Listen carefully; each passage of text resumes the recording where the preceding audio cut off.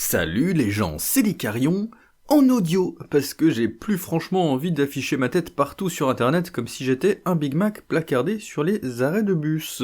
Mais c'est pas le sujet aujourd'hui. Le sujet aujourd'hui c'est la création artistique assistée par intelligence artificielle. Pourquoi ?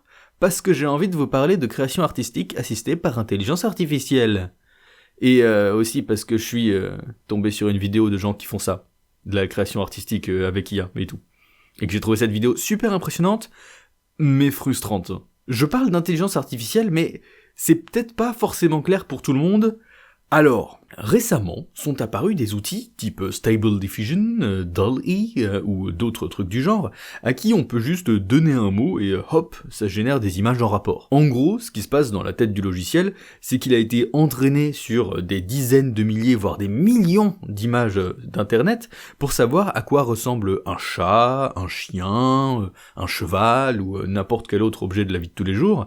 Et quand on lui demande « dessine-moi un cheval », il va chercher dans ce qu'il a appris sur les chevaux, il va générer un bruit, et ensuite, à partir de ce bruit, il va essayer de voir comment trouver un cheval dans ce bruit. Le logiciel ressort pas des images qu'il a déjà vues, il ressort des informations qu'il a apprises avec les images qu'il a vues, pas directement les images qu'il a vues, sinon ce serait juste Google Images en fait. Mais genre, on lui a montré tellement de photos de chevaux qu'il a fini par repérer comment sont placées les oreilles, que les naseaux font la taille du Texas, ce genre de trucs quoi. Et pourquoi il génère un bruit, pour commencer ? Parce que c'est sa base de travail. Moi, sans crayon, je peux pas dessiner, lui, sans bruit, il peut pas essayer de deviner où est le cheval. Et en plus, le fait de commencer par générer un bruit aléatoire, ça permet d'avoir une base différente pour chaque image. Alors que sans ça, il y aurait l'effet livre de coloriage. Genre, ouais, les couleurs, elles changent un peu, mais t'as fait la même image à chaque fois, en fait. Ça, c'est la théorie en très gros, mais rien que là, parfois ça veut pas. Par exemple, si on lui demande une photo d'une petite fille afghane, née de l'autre côté de la Terre, il a tellement été entraîné avec le fameux portrait de la fille afghane que tout le monde a vu, qu'il va générer son bruit tranquillement, et il va générer une image magnifique consistant en ce même portrait, avec peut-être les yeux d'une couleur différente. Wouhou ! C'est un outil que je trouve incroyable. Fascinant, époustouflant, génial, top délire méga groove. Vraiment, j'ai essayé... Je crois que c'était la diffusion stable, et vraiment, c'était absurdement cool. J'ai même utilisé des images que j'avais générées avec dans une de mes vidéos, le pire gendre sur la famille africaine d'Afrique. Cependant, j'ai l'impression que tout le monde en a déjà parlé, mais ces IA-là, pour fonctionner aussi bien, elles ont été entraînées sur plein d'images faites par des gens. Des gens qui, dans l'immense majorité des cas, sont pas au courant que leurs œuvres sont utilisées pour ça, qui souvent sont activement pas d'accord, et qui en plus touchent que dalle niveau droit d'auteur, zéro thune, pas de droit moral semblerait-il, mais ça, honnêtement, vu que c'est une technologie que j'ai découvert il y a 3 mois, je pars donc du principe que là, 3 mois et 1 jour au maximum, bon, va y avoir des procès ou des accords à mon avis. Il me semble même que certaines affaires de plagiat par intelligence artificielle commencent déjà à arriver en justice. C'est comme sur YouTube. Il y a quelques années, j'utilisais plein d'images de films pour mes vidéos et je pouvais garder la thune générée. Et maintenant, si j'utilise ne serait-ce qu'une image de film dans cette vidéo, il y a un ayant droit qui risque de repérer ça, récupérer la monétisation et hypothéquer ma maison. Enfin bref, l'idée de base, c'était de réagir à une vidéo réalisée par le Corridor Crew qui se nomme « Est-ce qu'on a changé l'animation pour toujours ?» Vous savez déjà où ça va avec un titre pareil. Est-ce que ce serait pas cool si vous pouviez vous filmer et vous transformer facilement en ce que vous voulez comme un personnage de dessin animé ? Parlons de l'animation traditionnelle en 2D, les cartoons. Le média le plus libre créativement est aussi le moins démocratisé. Il faut des gens très doués qui dessinent chaque image de votre film pour en faire. Mais je crois qu'on a trouvé une nouvelle façon d'animer, une façon de transformer la réalité en dessin animé. C'est une étape de plus vers la vraie liberté créative, pour créer tout ce qu'on veut. En gros, leur idée c'était de dire ouais, nous on a envie de faire des animés en fait, parce que c'est quelque chose qu'ils font régulièrement, de faire des parodies versions animées de plusieurs sagas, genre telle saga, qu'est-ce que ça donnerait si c'était un animé, et en filmant de manière qui ressemble à un animé, sauf que le truc c'est que ils font pas d'animation, ils savent pas faire d'animation, ils sont plus dans les effets spéciaux à la base, et du coup ils se sont dit ouais mais attends, nous on aimerait bien faire un truc vraiment en mode animé quoi, en mode c'est vraiment un animé. Et du coup, ils ont essayé de chercher des trucs et de trouver des solutions pour pouvoir faire un animé sans savoir animer, tout simplement. Et bon, ensuite, il y a aussi une idée de oui, démocratiser des trucs et tout. Ça, je suis moins convaincu, mais en gros, leur idée, c'est de dire ouais, non mais tout le monde peut pas faire de l'animation, ça demande du temps, ça demande beaucoup de taf, on va essayer de trouver un moyen pour que ce soit plus rapide. Ce qui se respecte, je trouve. Mais ensuite, ça va se corser. Alors comment on fait ça? Comment on transforme une vidéo en dessin animé? On fait une série de vidéos sur la transformation d'images par IA. C'est similaire à la génération d'images par IA, sauf que dans notre cas, on transforme des images au lieu de les générer de zéro. Donc si on prend une image qu'on a déjà et qu'on rajoute un petit peu de bruit par-dessus, on peut faire que l'ordinateur enlève ce bruit en dessinant de nouveaux détails qui n'étaient pas là avant. Bon, là, il explique tranquillement la situation, il explique comment ça fonctionne, les IA type Stable Diffusion ou DALL-E. Et bon, c'est grosso modo l'explication que je vous ai fait il y a 5 minutes, hein, donc bon, ça, je vais peut-être zapper à un moment. Et surtout, il réexplique le principe du bruit et du fait que l'IA, elle a besoin de bruit pour pouvoir générer des trucs, pour faire de la diffusion. Je sais pas pourquoi ça s'appelle comme ça, mais elle fait ça, elle diffuse des trucs, et ensuite, ça fait un dessin. Et leur problème, c'est que quand l'IA génère un bruit, bah elle génère un bruit aléatoire en fait. C'est le principe, c'est de partir d'un truc aléatoire. Et du coup, bah si ça part d'un truc aléatoire, d'une image à l'autre, le bruit sera pas le même, et du coup les déformations seront pas les mêmes, et les effets de style rajoutés seront pas les mêmes. Et ça, c'est un petit peu problématique, n'est-ce pas? Et du coup, la solution qu'ils ont trouvée, que je trouve assez intéressante, d'un point de vue FX, on va dire, d'un point de vue effet spécial pur, c'est assez intelligemment trouvé, c'est non pas de générer un bruit aléatoire à chaque fois, ni de juste prendre un bruit et juste de l'appliquer à toute la vidéo, mais de faire en sorte que chaque image génère son propre bruit, qui soit du coup pas aléatoire, pas complètement aléatoire, mais qui soit adapté à l'image, ce qui fait que la déformation reste correcte et reste crédible. Ce que je trouve super intéressant à ce niveau-là, parce que jusqu'ici, la limite principale qu'il y avait et qu'il y a avec ces IA et ces images générées par ordinateur, c'est que tu crées une image, mais ensuite pour avoir un truc qui se suit, c'est la merde. Tu peux pas faire une animation avec ça. Mais là, ils ont trouvé une façon de faire que je trouve super intelligente et super astucieuse. Donc vraiment, clap clap, ça se voit pas que j'applaudis. J'aurais peut-être dû applaudir avec le bruit en fait.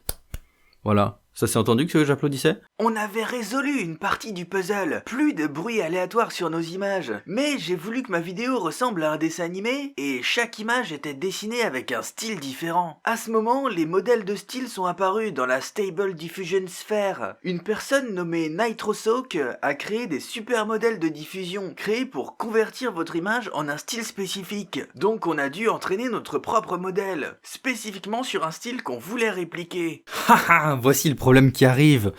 Vous l'avez entendu. Au moment où je passe de waouh, c'est super impressionnant leur truc, à quelle bande de je les déteste. C'est vraiment. Donc voilà, leur problème, c'est que d'un point de vue technique, il faut que l'IA ait des informations très très précises pour pouvoir rester cohérente dans le temps et pour pas changer de style d'une image à l'autre. Et du coup, l'idée c'est de créer une base de données en fait. Le truc que j'expliquais sur le fait que l'IA elle utilise des milliers d'images comme base de données pour reprendre toutes les idées et reprendre le fonctionnement et les patterns qu'elle va reconnaître, et le truc c'est de créer sa propre base de données pour donner feed. C'est en anglais ils disent feed, genre nourrir l'IA. Je sais pas si ça se dit, genre nourrir l'intelligence artificielle, ça fait très dystopique d'un coup. Ça fait vraiment, c'est le Terminator, tu vois, tu le nourris en mode parce que sinon il te pète la gueule quand il a faim quoi. Tu nourris l'IA avec des informations, avec des dessins du coup pour représenter, pour montrer quel style tu veux. Et qu'est-ce qu'ils font? Ils prennent un truc qui existe déjà. Ils prennent littéralement plein de screenshots d'un animé qui existe, qui s'appelle Vampire Hunter D Bloodlust 2000. Et non mais la frustration quoi, le respect. C'est vraiment, pour moi, c'est comme niveau dessin. Imagine tu dessines et tu te dis, ouais, je vais prendre le style de cet animé, ou de ce dessinateur spécifique, mais je vais pas juste prendre son style, je vais juste prendre des morceaux de dessin qu'il a déjà fabriqué quoi.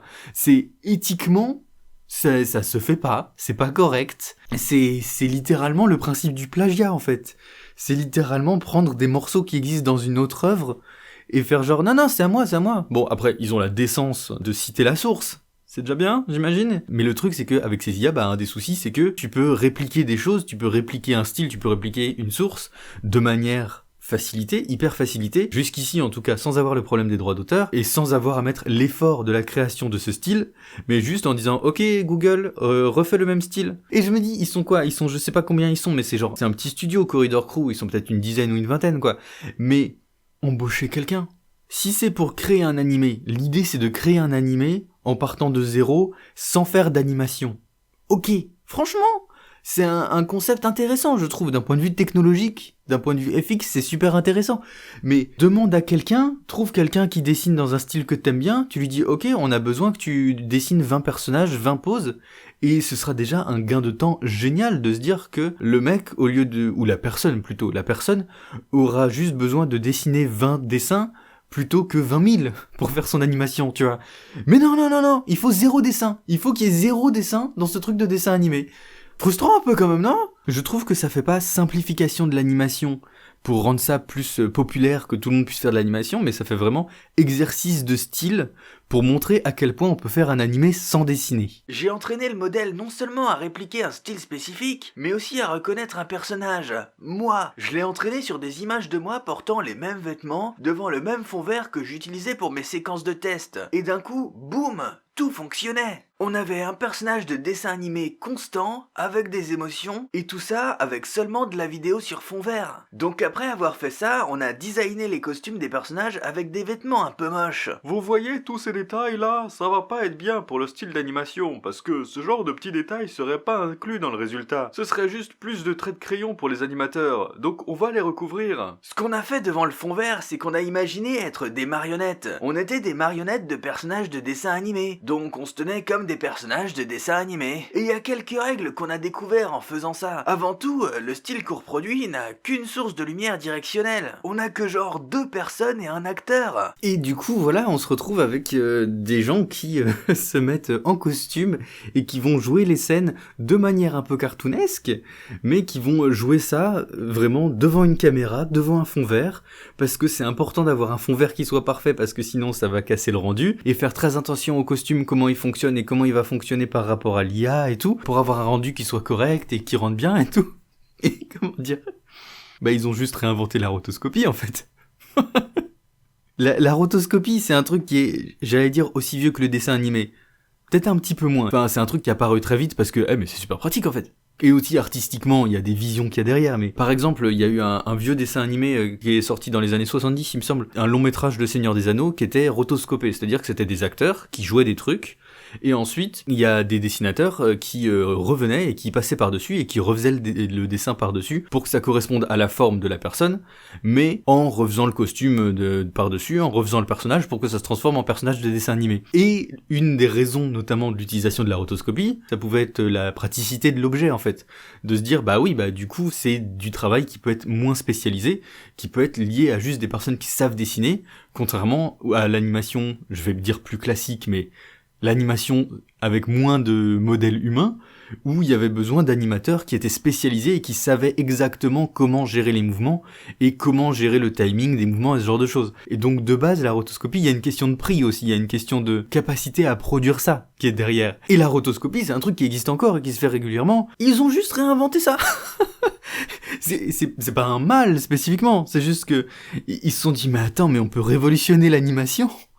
Et ils ont réinventé la rotoscopie qui est un truc qui a presque 100 ans, quoi. Je trouve ça un peu drôle, si je peux me permettre. Et en plus, là, ils ont inventé la rotoscopie avec du coup moins de besoins de connaissances et de techniques en termes de dessin, mais avec beaucoup plus de besoins au niveau du tournage. Je pense que vraiment, tu montres ça à n'importe qui est habitué à faire de la rotoscopie et qui est dans le milieu de la rotoscopie, la rotoscope sphère, là, les rotoscopeurs, mais ils vont te dire, mais pourquoi t'as fait ça sur fond vert? Enfin, ça sert à rien. Pourquoi tu t'es ennuyé à faire l'éclairage parfait? Ça sert à rien. Pourquoi tu t'es donné autant de mal pour avoir un costume qui correspond parfaitement à ce qui va être à l'image? Ça sert à rien. Tu t'es donné juste du mal pour rien, là. C'est des trucs qu'on sait faire, en fait, en tant que dessinateur. Et je trouve ça incroyable. Et grosso modo, là, va plus y avoir grand chose ensuite. C'est juste des ajustements pour que ça rende bien, on va dire. Même si, bon, je suis pas fan du rendu final, mais évidemment, c'est genre une des premières tentatives de faire ça, donc forcément le rendu est pas top, c'est évident, mais ils ont réinventé la rotoscopie. Juste, ils ont réinventé la rotoscopie avec plein d'étapes supplémentaires reloues. Et je trouve ça montre vraiment un truc, c'est le décalage qu'il y a entre certains milieux dans la création cinématographique et audiovisuelle. C'est le côté, vraiment, eux, ils sont spécialisés dans les effets spéciaux. Et eux, ils sont très forts en effets spéciaux. Vraiment, ils ont plein de connaissances, ils savent faire plein de choses et tout. Mais à aucun moment, ils ont ne serait-ce qu'envisagé d'aller voir quelqu'un qui s'y connaît en animation. Juste pour du conseil. Juste pour avoir un conseil de qu'on lui dise alors toi, en tant qu'animateur, est-ce que t'as des trucs que tu pourrais nous dire? Est-ce que t'as des trucs? Est-ce que vous avez essayé des choses dans le genre? Qu'est-ce que t'en penses? Qui aurait pu leur faire gagner beaucoup de temps, en fait. Parce que là, ils font toute une vidéo sur le fait que oui, on va gagner du temps, on va démocratiser ça pour que ce soit plus simple. Et je trouve que c'est, même si je suis moyennement fan des IA et de la façon dont ça fonctionne, je trouve que c'est une démarche respectable, on va dire, de se dire, cet art, il est difficile à faire, c'est difficile de pouvoir faire de l'animation, surtout quand on est un petit studio, quand on est très peu, faire un long métrage d'animation, par exemple. C'est pas un truc qui est possible pour la plupart des studios, ou pour la plupart des gens qui bossent seuls et qui se disent, tiens, je vais faire un truc de mon côté. Mais à aucun moment, ils se sont dit, pour démocratiser ça, on va essayer de voir comment il fonctionne et qu'est-ce qui est possible d'améliorer et de voir avec les animateurs pour travailler avec eux et voir ce qui améliorerait la vie des animateurs et qui simplifierait leur vie.